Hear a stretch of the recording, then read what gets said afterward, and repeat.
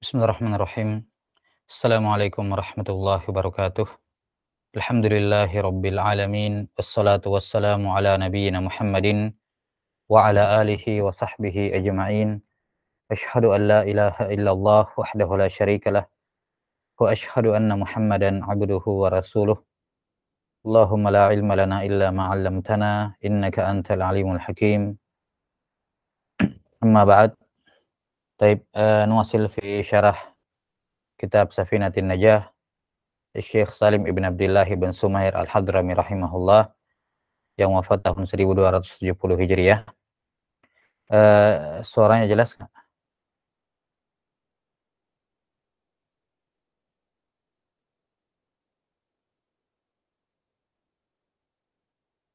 Gimana suaranya jelas? Jelas. Hah? Jelasnya, taib. Nah, terakhir sudah selesai pembahasan berkenaan dengan jamak takdim dan jamak takhir beserta syarat-syaratnya. Di sini ada beberapa tambahan sedikit berkenaan dengan masalah al-jamak. Nah, sudah disebutkan bahwa dalam mazhab Syafi'iyah yang menjadi sebab dibolehkannya jamak itu hanya ada dua. Yang pertama adalah safar dan yang kedua adalah hujan. Adapun safar dia menjadi sebab untuk jamak takdim dan jamak takhir. Menjadi sebab jamak takdim dan jamak takhir. Nah, sementara hujan itu hanya dibolehkan padanya jamak takdim dan tidak diperbolehkan jamak takhir. Nah, kemudian selain dari dua ini maka tidak ada sebab yang lain diperbolehkan seorang itu menjamak. Karena itu dalam mazhab Syafi'iyah tidak boleh menjamak salat dalam keadaan sakit atau ketika misalnya dalam ketika jalannya berlumpur misalnya, bukan karena hujan ya, jalannya becek tapi tidak hujan. Jalannya becek tapi tidak hujan. Nah, misalnya agak-agak becek sedikit.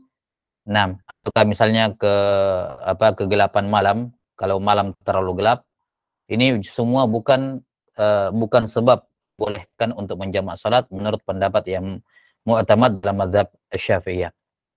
Nah, sebagian ulama Syafi'iyah Allah dan sebagainya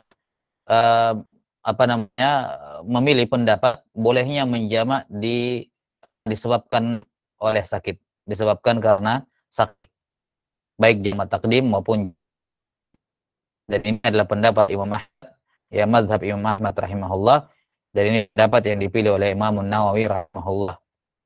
Nah, dibolehkan dan jamak takhir, di mana mereka, ini para ulama Hanabilah, memberi alasan bolehnya menjamak salat bagi orang yang patokannya kalau sakit tersebut membuat dia tidak bisa berdiri, ya.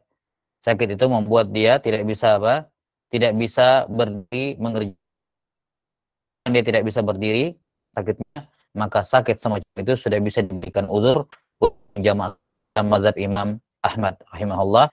Ya, walaupun dalam mazhab Imam Syafi'i tetap tidak boleh, ya, sama dalam mazhab Imam Syafi'i bahwa menjamak salat karena sakit ini tidak diperbolehkan.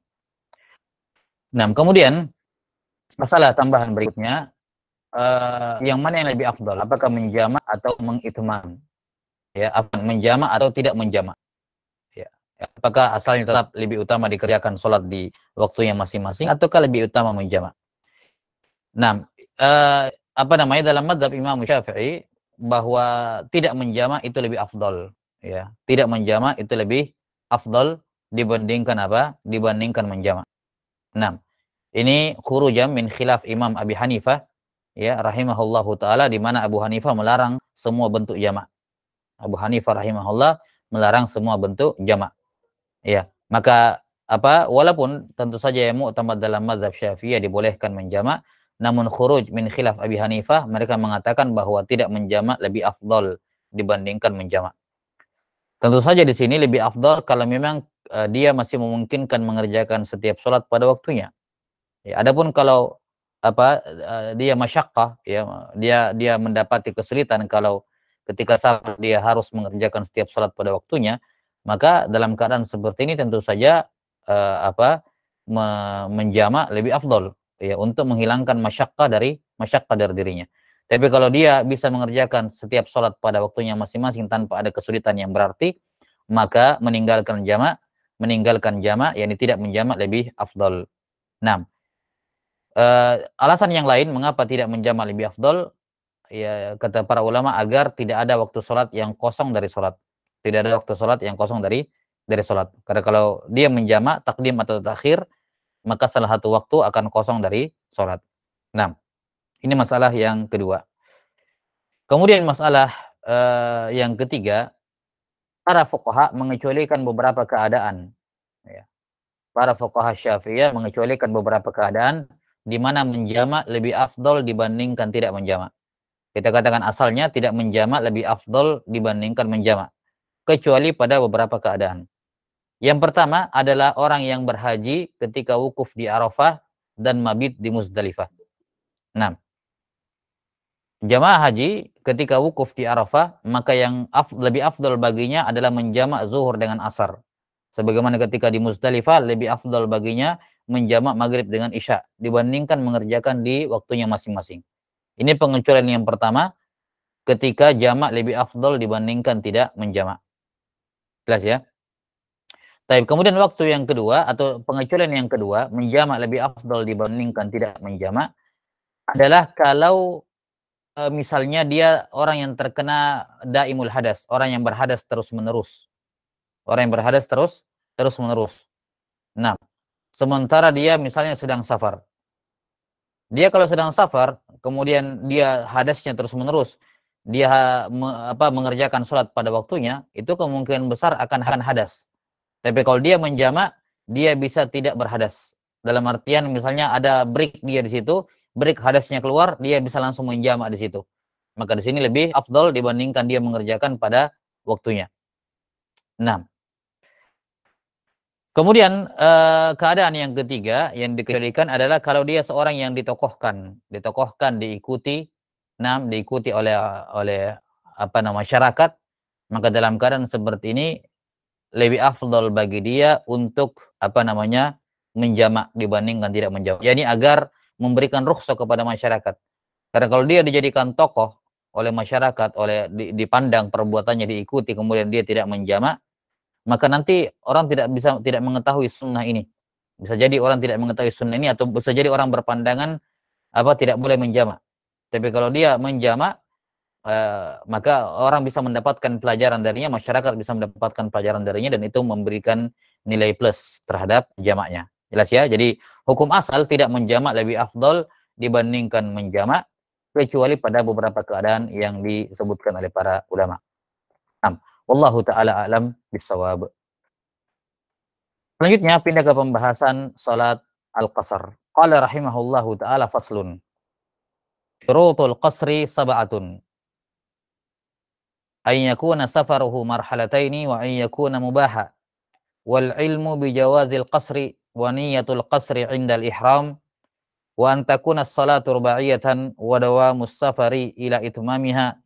Wa alla yaqtadiya bimutimmin fi juz'in min salatihi. Kata beliau rahimahullahu ta'ala, syarat syahnya qasar ada 7. Di sini syurutul qasar, yakni syarat syahnya qasar. Sebagaimana diketahui bahwa al-qasar adalah apa? Antusallal maktubah ar-rubaiyah rak'atain. Antusalla al-maktubah ar-rubaiyah rak'atain. Qasar adalah mengerjakan salat wajib yang 4 rakaat dikerjakan menjadi 2 rakaat. Dikerjakan menjadi 2 rakaat. 6. Kata beliau rahimahullah, syurutul qasar, yakni syurut sihhatil qasar atau syurut jawazil qasar. Syarat syahnya mengqasar atau syarat bolehnya mengqasar. Dan ini tentunya qasar sebagaimana jamak ini termasuk rukhsah. Ya, termasuk rukhsah, sehingga ada syarat-syarat yang ketat diberikan oleh syariat untuk berlakunya rukhsah ini. Dan kapan syarat-syarat ini tidak terpenuhi, maka tidak boleh mengambil rukhsah ini, tidak boleh mengqasar. Dalam artian salatnya tidak syah kalau dia hanya mengerjakan dua rakaat. Nah, kata beliau rahimahullah, syurutul qasri sab'ah. Syarat-syarat qasar ada 7. Nah, kita akan terangkan atau disebutkan di bagan, kita akan tambahkan totalnya semua sebenarnya 11. ya. Di sini beliau hanya menyebutkan 7 dan tidak menyebutkan tidak menyebutkan 4 syarat yang lain. Insyaallah taala akan diterangkan nanti, tambahkan 4 syarat yang lain beserta dengan penjelasannya. Nah, syarat yang pertama disebutkan di sini oleh beliau rahimahullah. Taib sebelumnya walaupun 11 syarat ini sebenarnya bisa diperamping. Nah, tapi la ba'sabi di maqam ta'sil dasar seperti ini tidak ada masalah kalau kita jabarkan walaupun sebagian syarat ada yang bisa digabungkan. Nah, rahimahullah syarat syahnya qasar ada 7.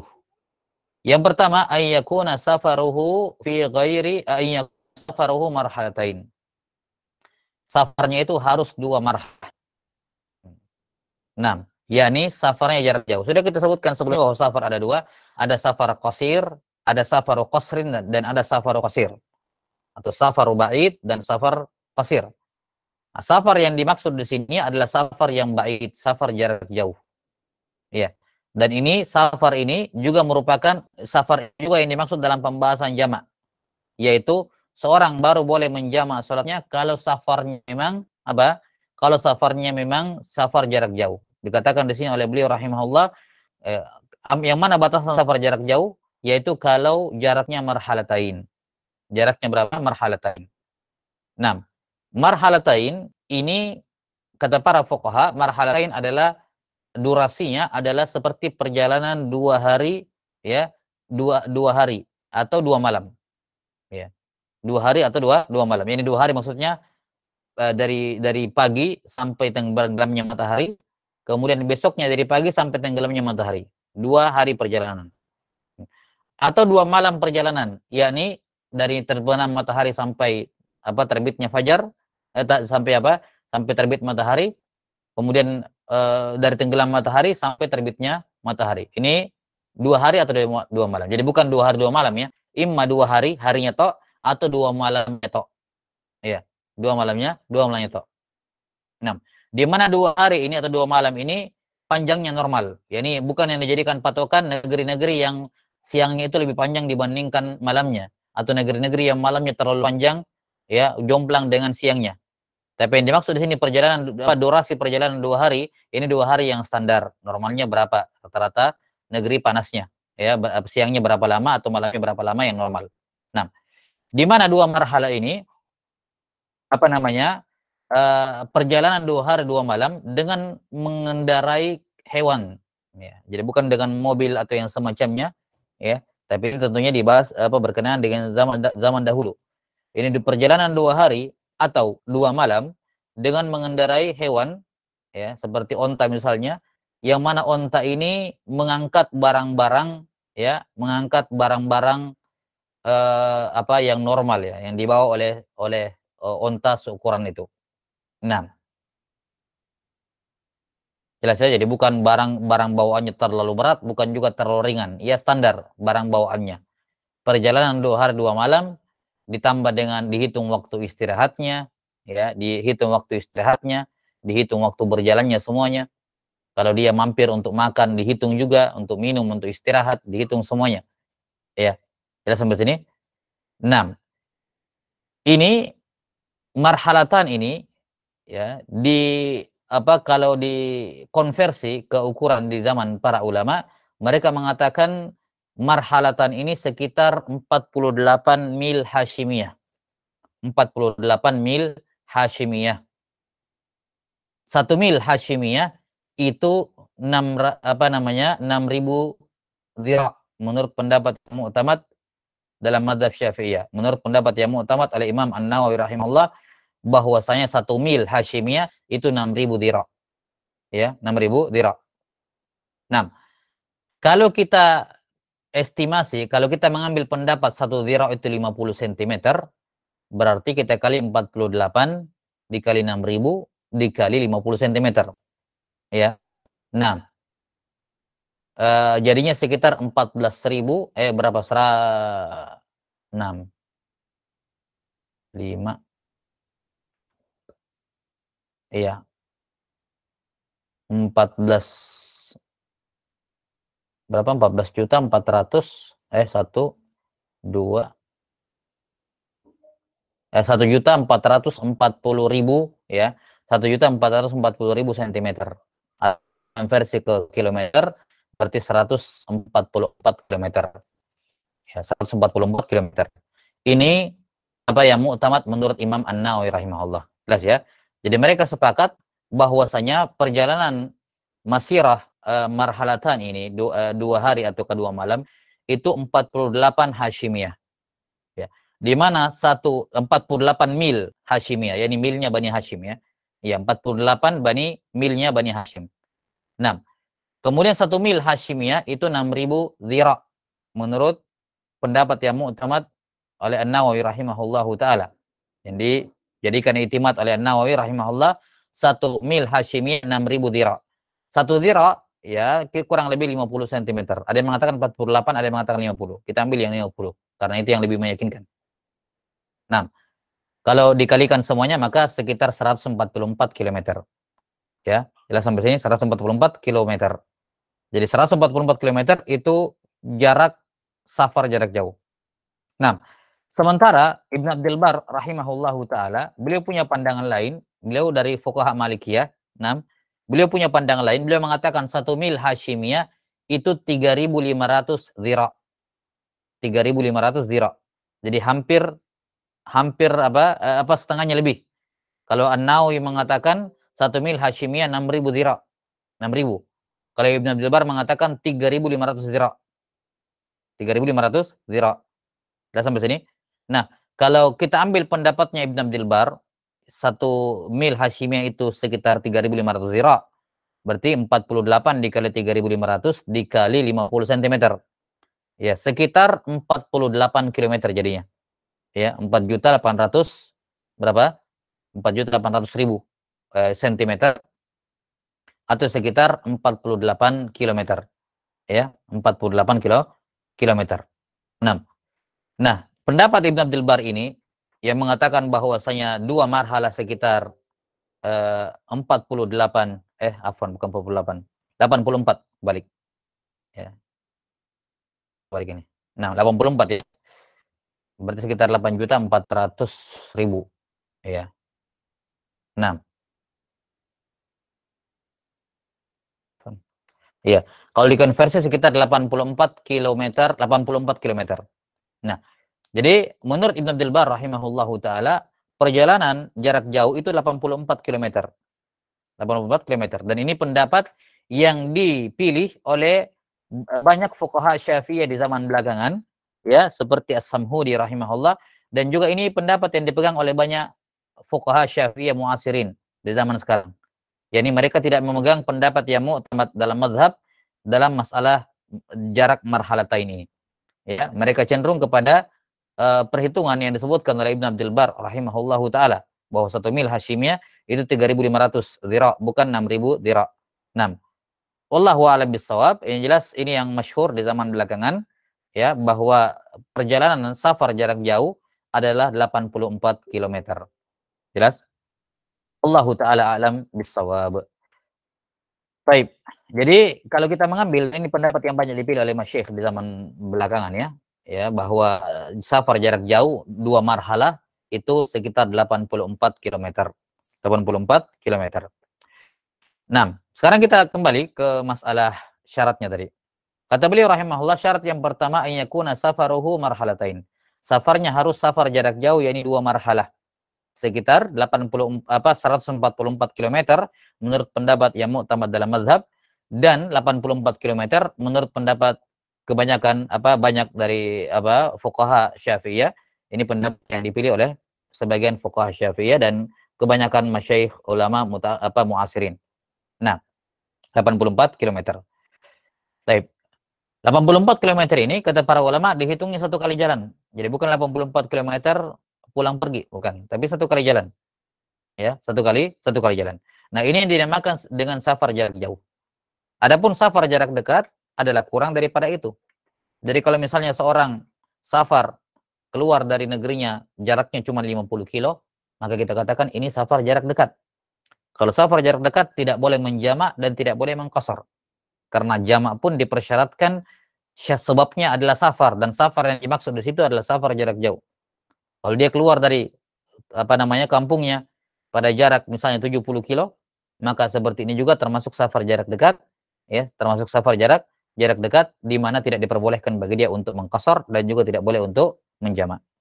Jelas ya? Wallahu taala alam bisawab. Nah, jadi ini apa? Dua marhalah. Kemudian marhalahnya yakinan, ya ini harus yakin sudah sampai dua marhalah. Kapan dia ragu-ragu? Ini perjalanan saya sudah berapa kilo ya? Apakah sudah sampai jarak safar jarak jauh atau belum? Kalau dia ragu-ragu, walaupun itu dugaan besar, tapi ada keraguan-raguan, dugaan besar sih sampai, tapi ada kemungkinan belum sampai.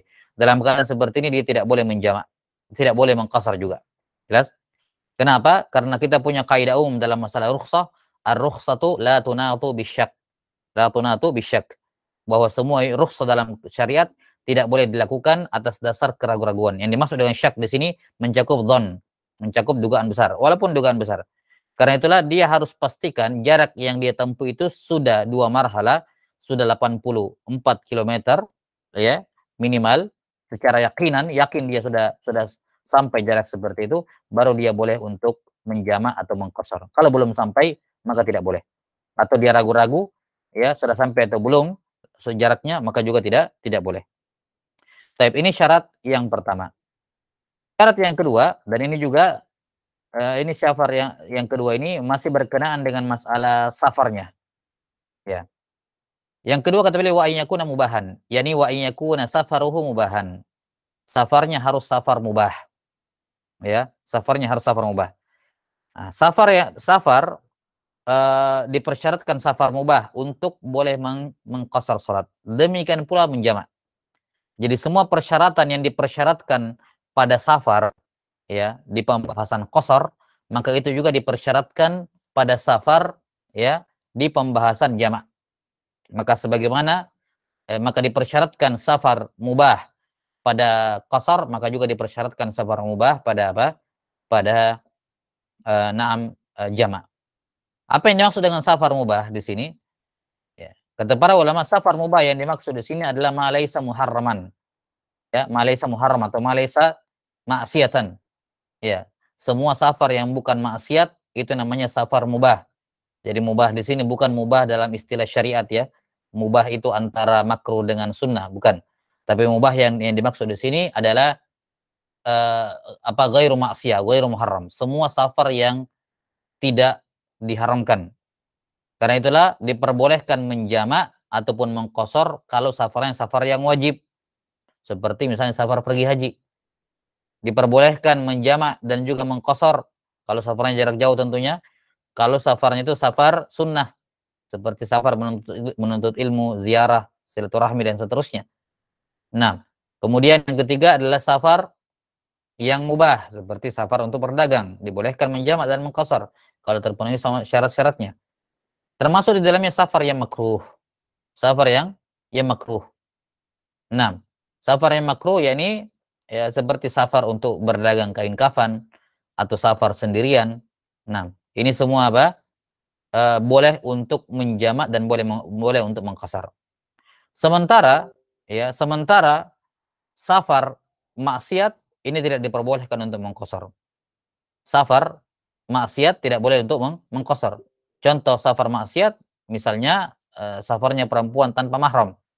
Safarnya perempuan tanpa mahram. Ini safar maksiat, maka tidak diperbolehkan dia untuk mengqasar. Ya, atau dia safar menuju ke suatu tempat untuk berjudi. Ya, di jaraknya jauh, safar jarak jauh, dia datang ke sana memang niatnya untuk berjudi di sana. Maka ini juga safar maksiat. Ya. Kalau safarnya safar maksiat, maka dia tidak boleh untuk mengqasar dan juga tidak boleh untuk menjamak. Ya, tidak boleh untuk menjamak. Nah, dengan kaidah umum dalam masalah rukhsah, ar-rukhsatu la tunatu bil ma'siyah. Ar-rukhsatu la tunatu bil ma'siyah. Yang namanya rukhsah dalam syariat tidak diberikan kepada pelaku maksiat, tidak berlaku pada perkara maksiat. Nah, ini kaidah disepakati oleh para fuqaha al-arba'ah secara khusus, ya disepakati bahwa rukhsah tidak berlaku bagi pelaku maksiat. Baik. Kemudian berkenaan dengan masalah safar. Orang yang ini di sini butuh dibahas sedikit berkenaan dengan orang yang safar dan dia melakukan maksiat dalam safarnya.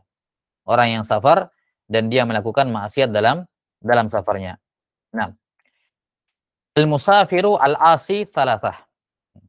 Orang yang musafir kemudian dia bermaksiat itu ada 3 jenis. Ada 3 jenis. Yang pertama, asin bis safar. Orang yang bermaksiat dengan safarnya. Orang yang bermaksiat dengan safarnya. Yang kedua, asin bis safari fis safar. Asin bis safari fis safar. Dia bermaksiat dengan safarnya di tengah-tengah safarnya. Akan diterangkan nanti perbedaannya. Dan yang ketiga, asin fis safar. yakni dia berbuat maksiat pada apa? Pada safarnya. Pada safarnya. Taib. Dia berbuat maksiat di tengah-tengah apa? Di tengah-tengah safarnya. Taib. Yang pertama adalah asin bis safar, yakni orang yang bermaksiat dengan safarnya. Yakni safarnya itu sendiri maksiat. Safarnya itu sendiri apa? Maksiatun lidzatih. Ya, jadi dia bermaksiat dengan safarnya. Yakni safarnya ini menjadi sarana dia untuk bermaksiat. Jelas ya? Yakni orang yang memang sengaja melakukan safar untuk tujuan Untuk tujuan maksiat. Memang dari awalnya dia berniat untuk safar untuk maksiat. Misalnya dari awal dia mau menuju ke sana untuk main judi di sana, untuk misalnya minum minuman keras di sana, ya, atau untuk melakukan hal yang dilarang oleh Allah Taala di sana. Memang dari tujuannya ke sana untuk mengerjakan itu. Nah, ini namanya apa? Asin bis safar. Ya, yakni baik tujuan safarnya memang itu tok, yakni hal yang diharamkan tok, atau ikut kepadanya niat-niat yang lain. Iya. Misalnya dia memang mau tujuannya ke sana, tujuannya untuk main judi, tapi sekalian ada keluarganya dia mau ziarahi. Maka ini tetap dihukumi asin bis safar. Yani walaupun ada niat-niat yang lain, tapi tujuan safarnya dari awal adalah untuk maksiat, maka itu dihukumi asin bis safar. Orang yang bermaksiat dengan safarnya.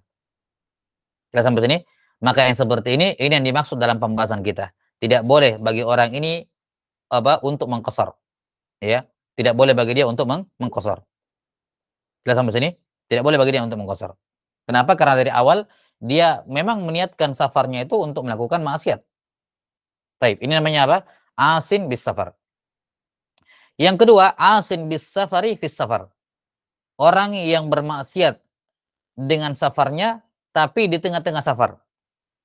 Jadi dia bermaksiat dengan safarnya tapi mulainya itu di tengah-tengah safar.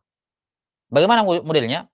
Modelnya awalnya ini orang keluar dari kampungnya, niat safarnya untuk safar yang mubah, misalnya untuk berdagang.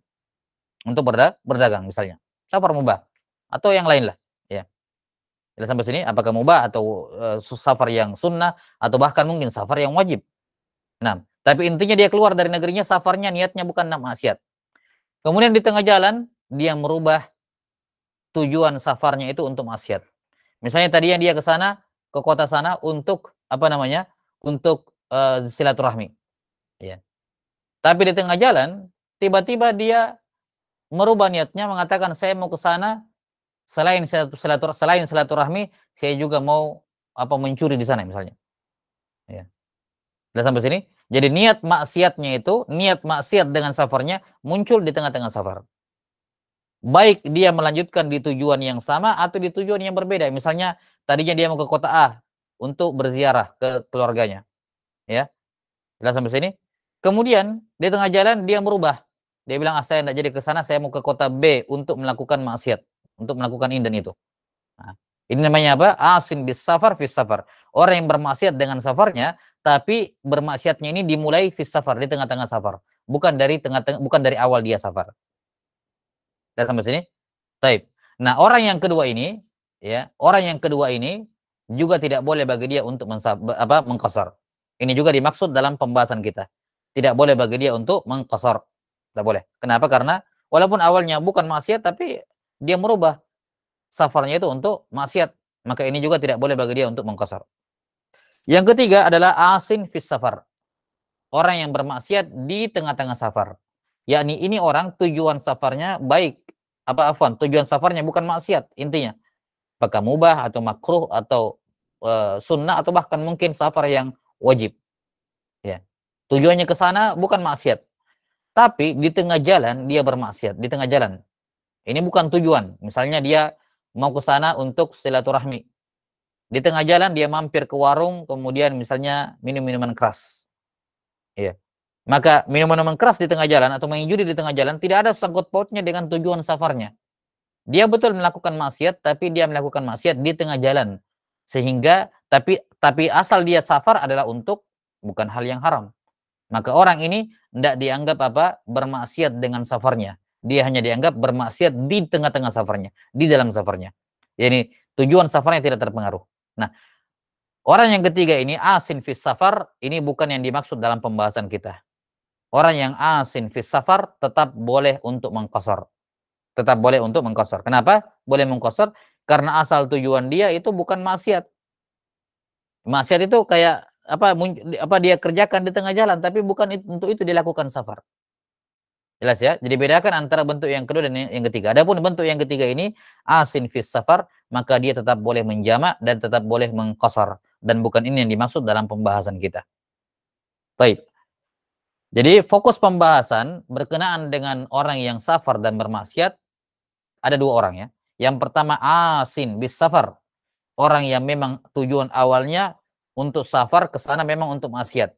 Dan yang kedua asin bis safari fis safar, orang yang bermaksiat dengan safarnya, tapi niat maksiat safarnya ini dimulai di tengah jalan. Ya, dimunculkan di tengah jalan. Yani dia merubah niatnya, asalnya safar mubah menjadi safar maksiat. Ini kita katakan dua jenis orang ini tidak boleh menjamak dan tidak boleh mengqasar, serta tidak boleh mengambil semua rukhsah dalam Islam. Semua rukhsah. Termasuk boleh tidak berpuasa kalau musafir, tidak boleh. Dia tetap wajib berpuasa. Ya. Semua rukhsah tidak berlaku bagi dua orang ini. Nah, sekarang muncul pertanyaan, bagaimana kalau dia taubat di tengah jalan? Bagaimana kalau dia taubat di tengah jalan? Nah, kata para ulama, untuk orang yang pertama, yakni asin bis safar, orang yang memang dari awal tujuannya itu niatnya maksiat, ya. Kalau dia taubat di tengah jalan, butuh dirinci. Butuh dirinci. Kalau dia taubat di tengah jalan, kita lihat ketika dia taubat, jarak dari tempat dia taubat sampai ke tujuannya itu berapa jauh? Kalau misalnya jarak yang tersisa itu masih jarak safar, jarak jauh, masih ada 84 kilo lebih, maka dia boleh mengqasar, boleh menjamak. Tapi kalau sudah kurang, maka sudah tidak boleh. Misalnya perjalanan dia ke sana 120 kilo. Tujuannya maksiat. Kemudian misalnya di 40 kilo, ya. Dia sudah melewati 40 kilo, dia tobat. Dia bertanda, astagfirullah, saya rubah niatnya. Nggak jadi saya kerjakan maksiat itu di sana. Kapan ditobatnya? Di 40 kilo. Sekarang kita katakan dari 40 kilo ke 120. Sisa berapa? 80 kilo. Taib, 80 kilo belum cukup. Ya, itu masih dianggap seperti safar jarak pendek. Maka dalam keadaan seperti ini, 80 kilo sisanya tidak boleh bagi dia untuk menjamak dan mengqasar walaupun dia sudah tobat. Tidak boleh. Beda kalau dia tobatnya di kilometer 20 misalnya. Ya, 20 kilometer dia tobat. Berarti sisanya masih ada berapa? 100 kilo. Ya, kita katakan 100 kilo, ini masih masuk safar jarak jauh. Maka dia boleh untuk menjamak dan mengqasar di sisa perjalanannya. Karena apa? Karena sisa perjalanannya masih masuk dalam kategori safar jarak jauh. Ini untuk asin bis safar. Adapun asin bis safar fis safar, orang yang tadinya niatnya bagus, kemudian dirubah menjadi maksiat, kalau dia taubat di tengah jalan, maka tidak ada rincian. Kapan dia taubat di tengah jalan, maka dia boleh menjamak dan boleh mengqasar, walaupun jaraknya tinggal dikit ke tujuannya, walaupun kurang dari 84 kilo. Ya, jelas sampai sini. Kenapa diperbolehkan? Kenapa tidak dirinci di sini? Kenapa dibolehkan secara mutlak? Kapan dia taubat, langsung dia boleh menjamak dan mengqasar saat itu juga, walaupun jaraknya yang tersisa kurang dari 84 kilo. Dikarenakan asal safarnya kan bukan maksiat, cuman dia merubahnya di tengah jalan. Nah, ketika dia merubah lagi niatnya menjadi baik, berarti kembali ke hukum asal. Dibolehkan bagi dia tanpa perlu melihat sisa jarak yang tersisa di antara tempat dia taubat dengan tujuannya. Nah, wallahu taala a'lam bissawab. Baik, ini selesai syarat yang kedua. Bolehnya apa? Bolehnya mengqasar, yaitu safarnya harus safar yang mubah. Kemudian syarat yang ketiga, wal ilmu bijawazil qasri. Syarat syahnya bolehnya mengqasar adalah dia harus mengetahui bolehnya yang namanya qasar. Kalau misalnya ada orang, ini biasanya banyak ini di apa namanya? Banyak di masjid-masjid musafir ya, di pinggir-pinggir jalan kadang. Ya. Misalnya ada seorang musafir baru masuk masjid. Kemudian dia lihat orang berjamaah, dia ikut saja. Dia ikut saja. Salat zuhur misalnya dia ikut. Ternyata mereka ini mengqashar cuma 2 rakaat, ya. Akhirnya apa? Dia juga salam 2 rakaat. Dia juga salam dua rakaat, ya. Setelah selesai salam, dia nanya, "Ini kok salat zuhurnya cuma 2 rakaat?" Kata imamnya, kata imam yang lain, "Ini diqashar." Dia bilang, dia katakan, "Wah, ada yang namanya qashar, saya nggak tahu." Ya, ternyata bisa mengerjakan salat zuhur 2 rakaat bagi musafir. Saya baru tahu sekarang. Nah, kita katakan tidak syah salat yang kamu kerjakan tadi. Ya, tidak syah salat yang kamu kerjakan tadi. Kamu harus mengulang kembali salat zuhur secara sempurna. Kenapa? Karena ketika kamu mengikut kepada imam, ikut mengqashar, kamu tidak tahu bahwa qashar itu boleh. Ya, tidak tahu ada yang namanya qashar, kan begitu. Tidak tahu bahwasanya qashar itu hukumnya jawaz, boleh. Jelas ya? Nah, wallahu a'lam bishawab. Jadi ini syarat yang ketiga, orang yang mengqashar harus tahu ada yang namanya qashar. Jadi ketika dia mengerjakan qashar, dia sadar bahwa dia ini mengqashar. Nah, ini syarat yang ketiga. Syarat yang keempat, wa niyatul qasri indal ihram. Dia harus meniatkan qashar ketika takbiratul ihram. Ini wajib, wujuban, ya, wujuban. Berbeda kemarin dalam niat jamak ya. Kalau niat jamak takdim kan bebas ya. Ya, niat jamak takdim boleh dimunculkan jamak takdimnya di sepanjang salat yang pertama. Yang penting belum salam. Tapi kalau niat qasar tidak boleh, harus di takbiratul ihram. Wujuban yakinan, harus yakin di takbiratul ihram. Iya. Dan ini berarti bersamaan dengan apa? Bersamaan dengan niat salat. Nah, misalnya dia mengatakan apa? Usolli fardhu dhuhra maksuratan. Usolli fardhu dhuhra maksuratan. Saya meniatkan saya salat ya, fardu zuhur di qasar maksurah, ya. Atau misalnya dikatakan apa? eh Usolli fardhu dhuhra rakaatain. Saya niat salat zuhur 2 rakaat. Ini 2 rakaat dengan niat karena qasar gitu. Jelas ya? Jadi dia harus ketika dia mengatakan 2 rakaat, tentunya harus hadir dalam hatinya ini 2 rakaat karena qasar gitu. 2 rakaat karena qasar, bukan karena saya memang mau mengerjakan 2 rakaat, enggak. Jelas? Jadi imma dia katakan misalnya nawaitu apa? Nawaitu an usolli fardhu dhuhr maksuratan, atau usolli fardhu dhuhra maksuratan, atau usolli fardhu dhuhra rakaatain. Ini boleh. Jelas? Di mana ini dia ucapkan apa dia dia munculkan dalam hatinya bersamaan dengan takbiratul ihram. Nah, ini syarat yang keberapa? Yang ke satu, dua, tiga, yang keempat ya. Niatul qasri indal ihram. Meniatkan qasar ketika al-ihram. Taib. Jadi ketika dia mengambil rukhsah ini, mengerjakan sholat menjadi 2 rakaat, dia harus meniatkan itu tarakhus, yakni saya ini mengqashar untuk mengambil rukhsah syariat, memang karena mengambil rukhsah. Saya tahu ada yang namanya rukhsah seperti ini, saya lakukan. Ya. Nah, jelas sampai sini? Kemudian kata beliau rahimahullah, ini syarat yang keempat, syarat yang kelima. Jadi kapan misalnya ada orang dia mau mengqashar, saya mau mengqashar ini.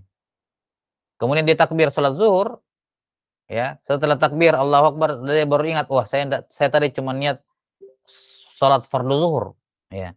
Tidak meniatkan apa? Tidak niat qashar. Maka dalam keadaan seperti ini dia tidak boleh mengqashar, harus itmam. Dan tidak boleh juga dia mengatakan, oh, saya mau batalkan saja yang ini karena saya tadinya mau niat qashar, cuman saya belum niat qashar, saya sudah terlanjur takbir. Saya batalkan saja. Oh, enggak boleh. Diharamkan, dilarang membatalkan salat wajib tanpa ada uzur. Dan lupa berniat qashar itu bukan uzur membatalkan salat wajib. Tidak boleh seenaknya seorang itu takbiratul ihram, salat wajib terus dibatalkan begitu, tidak boleh. Ya. Allah Ta'ala berfirman, "Wala tubtilu a'malakum." Jangan batalkan amalan-amalan kalian. Ya. Nah, kalau itu amalan sunnah maka ada pengecualian karena ada hadis. Ya, al-mutatawwi'u amirun nafsi. Orang yang mengerjakan amalan sunnah, dia yang menguasai yang menentukan dirinya sendiri mau lanjut atau tidak, boleh. Tapi kalau amalan wajib tidak boleh dibatalkan. Amalan wajib tidak boleh dibatalkan tanpa ada uzur yang dibenarkan. Dan lupa niat qasar itu bukan uzur. Karena itulah kapan dia mengerjakan sholat dan tidak meniatkan qasar, ya sudah, dia itmam. Tidak boleh dikatakan saya mau batalkan ini saja, saya mau ulang kembali sholatnya supaya saya bisa niat qasar. Nggak boleh. Ya, wallahu alam bisawab. Syarat yang kelima, wa antakuna sholatu rubaiyatan. Nah, sholatnya harus rubaiyah. Yani sholat yang 4 rakaat. Sholatnya harus 4 rakaat. Yani yang diqasar, sholatnya harus 4 rakaat. Nah,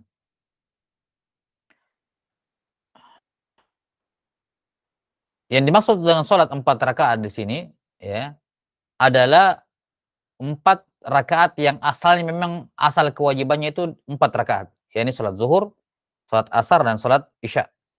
Ya, sholat zuhur, sholat asar, dan sholat al-isya. 6. Jelas ya? Adapun apa namanya? Sholat maghrib, ya, sholat subuh tentunya tidak ada qasar. Tidak ada qasar. Demikian pula sholat maghrib juga tidak ada qasar menurut pendapat yang sahih di kalangan para ulama. Iya, tidak ada qasar pada sholat maghrib. 6. Ya, jadi yang diqasar hanya yang sholat 4 rakaat. Kemudian syarat berikutnya wa dawamus safari ila tamamiha. Nah ini. Dawamus safar yakni terus masih ada uzurnya berupa safar sampai selesai sholat. Sampai selesai sholat. 6. Untuk safar penyebabnya cuma satu. Afwan, untuk qasar sholat penyebabnya cuma satu, yaitu safar, sudah berlalu. Ya, kalau jamak kan sebabnya 2 dalam mazhab. Safar dan hujan, itu pun hujan hanya untuk jamak takdim. Adapun untuk qasar maka sebabnya cuma satu dalam mazhab, yaitu safar tok. Maka ini uzur yang membolehkan dia qasar. Karena itulah selama dia masih yakin bahwa saya sementara safar sampai dia salam, maka dia boleh untuk mengqasar. Tapi kalau misalnya di tengah dia awalnya takbiratul ihram dengan niat qasar, ya. Kemudian belum selesai sholat, dia sudah tidak musafir, ya. Dia sudah bukan musafir, maka dia wajib melanjutkan sholatnya sampai 4 rakaat. Misalnya ada seorang sholat isya, ya, sholat isya, dia qasar, ya, 2 rakaat, di mana di kapal misalnya, di kapal. Nah, kemudian ketika dia duduk di rakaat kedua, dia sudah mau salam, masih tahiyat, tiba-tiba kapal bersandar di dermaga. Kita katakan di sini status musafir kamu sudah berakhir, safar kamu sudah berakhir. Kalau begitu, kamu tidak boleh salam di rakaat kedua. Wajib berdiri menambah rakaat ketiga dan rakaat keempat sholat isya. Kenapa? Karena syarat bolehnya mengqasar adalah kalau safar itu masih terus ada sampai dia salam. Sampai dia salam. Jelas sampai sini? Nah, wallahu a'lam bishawab. Atau kalau misalnya dia sementara sholat, kemudian ragu-ragu, ini sudah masih musafir atau belum? Nah, maka tidak boleh dia Tidak boleh bagi dia untuk mengqasar. Kenapa? Karena hukum asal seperti yang sudah disebutkan bahwa ar-rukhsatu la tunatu bisyak. Rukhsah itu tidak boleh dilakukan atas dasar keraguan-raguan. Kalau dia pastikan dia sudah sampai, maka tidak boleh qasar. Kalau dia tidak bisa pastikan tapi ragu-ragu 50-50, saya sudah sampai atau belum, masih musafir atau sudah bukan musafir, maka hukum asalnya tidak boleh dia mengqasar, karena yang namanya rukhsah dalam syariat tidak boleh diambil atas dasar keraguan-raguan. Nah, ini syarat yang ke-6. Kemudian syarat yang ke-7, wa alla yaqtadiya bimutimmin fi juz'in min salatihi. Ya, tidak boleh bagi dia untuk bermakmum, ya, kepada orang yang sholat itmam pada bagian manapun fi juz'in, yani walau fi juz'in yasira, walaupun di bagian sholat sekecil apapun bagian sholatnya dia ikuti.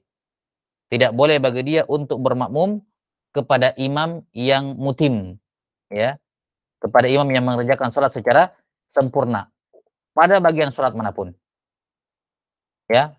Contoh misalnya sholat zuhur, ya, atau sholat asar misalnya. Saya masuk sholat asar, saya niatnya mau mengqasar, ya, saya niatnya mau mengqasar. Tapi saya bergabung bersama saya ada jamaah, saya lihat, saya bilang, ah ini kan sudah tahiyat sudah duduk rakaat keempat juga, saya nggak kedapat ini sudah, nggak dapat sudah 1 rakaat, orang sudah ruku, sudah i'tidal ya, sudah sujud, saya mengatakan, "Sudah saya masuk saja, ikut bersama dia, bersama imam, kapan imam salam, saya berdiri, kemudian baru saya mengqashar 2 rakaat." Kita katakan tidak boleh. Kenapa? Karena kamu masih sempat bermakmum kepada imam yang mutim, yang sempurna, ya. Walaupun di juzuk yang terkecil dari salatnya, walaupun tinggal tahiyat terakhir. Imam tahiyat terakhir, ya, saya datang terlambat, saya langsung duduk tahiyat terakhir, baru saya duduk tahiyat, belum saya baca, imam sudah salam. Maka di sini saya tidak boleh mengqashar, saya tetap wajib 4 rakaat. Kenapa? Karena sedikit bagian dari salat saya bermakmum kepada imam yang mutim. Jadi fi juz'in, yani walau fi juz'in yasira, walaupun bagian terkecil dari salat saya bersama dengan imam yang mutim, maka saya juga harus mutim. Ya, saya juga harus mutim. Tidak boleh bagi saya untuk mengqashar. Sudah sampai sini? Nah, dikatakan di sini kalau salatnya mutim. Artinya apa? Selama imamnya mutim, maka tidak boleh si makmum mengqashar sama sekali. Walaupun salatnya imam 2 rakaat. Contoh misalnya saya musafir salat Isya. Saya belum salat Isya di jalan. Nah, saya singgah di tengah jalan salat subuh. Orang salat subuh, saya belum salat Isya. Saya belum salat Isya. Nah, saya bermakmum di belakangnya dengan niat, saya mau mengqashar salat Isya. Kan sama-sama saya mengqashar 2 rakaat, ya. Isya 2 rakaat, si imam ya kebetulan sama juga kan subuh 2 rakaat, jadi sama-sama 2. Jadi kalau dia salam, saya salam. Nah, ini jawabannya tidak boleh. Tidak boleh kamu bermakmum kepada imam yang mutim, ya, walaupun jumlah rakaat kamu sama dengan dia. Ini sama-sama 2 rakaat, cuma bedanya kamu mengqashar, dia mutim. Dia tidak mengqashar salat subuh 2 rakaat. Tidak boleh. Tidak syah. Jelas ya? Nah, kalau ada orang ingin menjama belum salat Isya dan dia niatnya mau mengqashar misalnya, kemudian dia ikut di belakang imam salat subuh, maka ketika imam subuh salam, dia wajib menambah 2 rakaat berdiri. Demikian pula salat Jumat. Demikian pula salat Jumat. Misalnya dia masalan ingin menjamak, ya kan, misalnya dia mengatakan tidak boleh menjamak Jumat dengan Asar. Tidak boleh menjamak Jumat dengan Asar. Yang ada itu jamak zuhur dengan Asar. Tidak ada Jumat dengan Asar. Hari ini dikatakan, kalau begitu imam sholat Jumat, saya niatnya sholat zuhur di jamak, di qashar, sama-sama 2. Kalau niat saya zuhur, nanti saya bisa jamak dengan asar. Nah, kita katakan tidak boleh. Walaupun imamnya sholat Jumat 2 rakaat, kamu zuhur mengqashar 2 rakaat, tapi imam itu mutim. 2 rakaat bagi dia itu mutim. Kamu 2 rakaat qashar, maka tidak diperbolehkan. Maka tidak diperbolehkan. Sudah sampai sini? Wallahu taala alam bisawab. Nah, Abdullah bin Abbas radhiyallahu anhuma pernah ditanya, "Ma balul musafiru yusalli rak'ataini idza farada au arba'an idza tamma bimuqim?" Kenapa musafir itu kalau dia sholat sendiri 2 rakaat, tapi kalau dia bermakmum kepada mukim 4 rakaat? Kata Ibnu Abbas, "Tilka sunnah." Itu adalah sunnah, yakni sunnahnya Rasulullah sallallahu alaihi wasallam. Nah, ini selesai syarat yang disebutkan di sini oleh penulis rahimahullahu taala, 7 syarat yang disebutkan oleh penulis, yakni harus apa? Nah, harus tidak boleh bagi dia untuk bermakmum kepada imam yang muqim. Tidak boleh bagi dia bermakmum dengan imam yang muqim. Ini syarat yang ke-7 selesai ya. Nah, sekarang syarat yang ke-8. Kita tambahkan. Syarat yang ke-8 ini sebenarnya syarat yang ke-8, kemudian syarat yang ke-10, ini semuanya, dan syarat yang ke-11, ini sebenarnya terkait dengan masalah safar ya. Ya, ini sebenarnya kita katakan bisa digabung di pembahasan safar. Ya. Nah, karena ini terkait dengan safar sebenarnya. La ba'sa bihi. Nah, syarat yang ke-8, qasdu maudhi'im ma'lum. Ya, disebutkan di tabel sini ya, di bagian sini. Qasdu maudhi'in ma'lum. Jadi syarat bolehnya mengqashar berikutnya adalah kalau safarnya itu jelas tujuannya. Ya. Dia qasdu memaksudkan tempat tertentu untuk dia datangi dalam safarnya. Baik apa yang tertentu itu adalah jaraknya, Misalnya dia mengatakan, "Saya enggak tahu sih, mau ke mana, cuman saya mau ke arah selatan sana, ya, dan jaraknya itu 200 kilo pokoknya safarnya ke sana." Ya, apa ditentukan jaraknya tanpa menentukan kotanya, atau dia menentukan kotanya tanpa menentukan jarak. Intinya ada tujuan yang jelas yang dia ingin datangi, ya. Ada tujuan yang jelas yang ingin dia datangi, baru boleh untuk mengqashar. Nah, jelas sampai sini? Adapun kalau tujuan dia tidak jelas, ini namanya al-haim. Dalam istilah fikih namanya al-haim. Al-haim itu dia mau mengadakan safar tapi muter-muter aja gitu. Nggak ada tujuan yang jelas, nggak ada tujuan yang jelas. Nah, termasuk juga dalamnya misalnya kita, berangkat dari sini, kita muter sana nanti balik lagi ke sini, gitu kan. Nah, nggak ada tujuannya. Ini tujuannya ke tempat dia kembali, ya. Tujuannya di tempat dia kembali. Nah, ini namanya al-haim, yang seperti ini tidak boleh mengqashar dan juga tidak boleh menjamak. Ya, karena ini persyaratan berkenaan dengan jamak, berkenaan dengan safar. Ya, ini dipersyaratkan pada qashar dan juga pada jamak.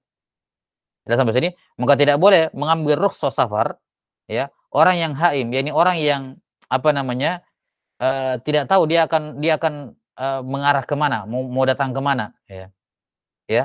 6. Atau misalnya dia belum menentukan mau ke mana, akhirnya sepanjang jalan masih ragu-ragu untuk menentukan tujuannya. Ya, sepanjang jalan seperti itu. Maka ini juga tidak boleh bagi dia menjamak dan tidak boleh mengqashar. Ya. Kenapa?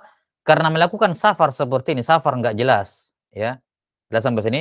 Safar nggak jelas, kemudian, membuat, buang-buang bensin, bikin capek tubuh sendiri ya. Ini semua tidak diperbolehkan, ya, dianggap sebagai safar maksiat. Ya, sebagaimana dikatakan oleh Az-Zayadi rahimahullahu taala. Masuk dalam kategori safar maksiat. Kenapa? Karena dia membuang-buang energi, membuang-buang, biaya untuk safar yang nggak jelas dia mau ke mana, ya. Cuman muter-muter doang gitu, ya. Nah, ini yang dimaksud dengan qasdu maudhi'in ma'lum.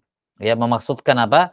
Tujuan tertentu. Baik tujuan tertentu berupa jaraknya atau tujuan tertentu berupa kotanya. Ya, maka boleh bagi dia untuk untuk mengqashar atau menjamak. Kalau tidak ditentukan, tidak jaraknya, tidak juga tujuan kota tujuannya, maka ini tidak boleh. Jelas sampai sini? Nah, wallahu a'lam bissawab. Kemudian yang kedua, syarat yang ke-9, afwan, syarat yang ke-9 adalah at-taharruz amma yunafi niyatil qasar. Menjaga at-taharruz, amma yunafi niyatal qasar. Menjaga diri dari hal-hal yang menafikan niat qasar. Misalnya niat itmam. Niat apa? Niat itmam. Misalnya Allah dia niat qasar. Di tengah-tengah salat dia niatkan itmam. Ya sudah, dia wajib mengitmam, lanjut, enggak boleh mengqasar karena dia sudah apa namanya, memutuskan niat qasarnya. Nah, atau misalnya tadinya dia niat qashar, kemudian di rakaat kedua ragu-ragu, saya qashar enggak atau tidak, qashar enggak, ragu-ragu. Nah, yang seperti ini juga apa? Menafikan niat qasarnya, menafikan niat qasarnya. Termasuk juga di dalamnya adalah niat mukim, termasuk dalamnya niat mukim. Karena safar ini hanya boleh untuk apa, qashar ini hanya boleh musafir. Kalau dia sudah mukim, maka tidak boleh. Misalnya dia tiba ke satu negeri, ya, tiba di satu negeri.